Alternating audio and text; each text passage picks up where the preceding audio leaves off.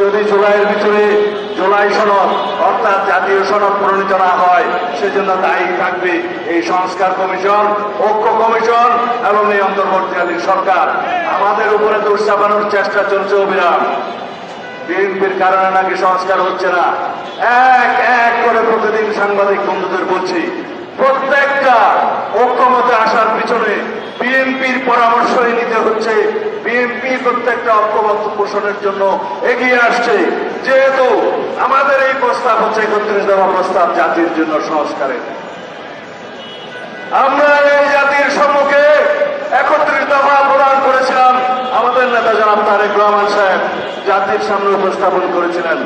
2023 সালের 13ই জুলাই আমরা উন্মুক্ত জনসভার মধ্য দিয়ে সেই সংস্কার প্রস্তাব আমরা উপস্থাপন করেছিলাম।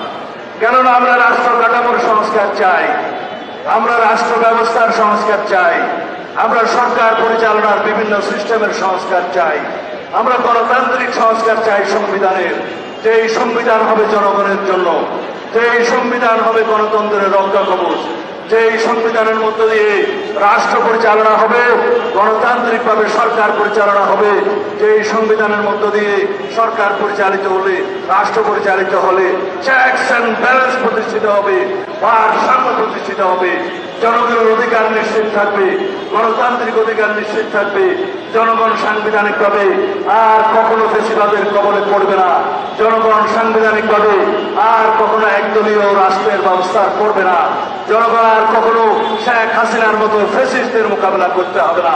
সেই রকম সংবিধান আমরা প্রণয়ন করতে চাই, সংশোধন করতে চাই, সেই রকম রাষ্ট্র ব্যবস্থা এবং সরকার ব্যবস্থা প্রতিষ্ঠা করতে চাই।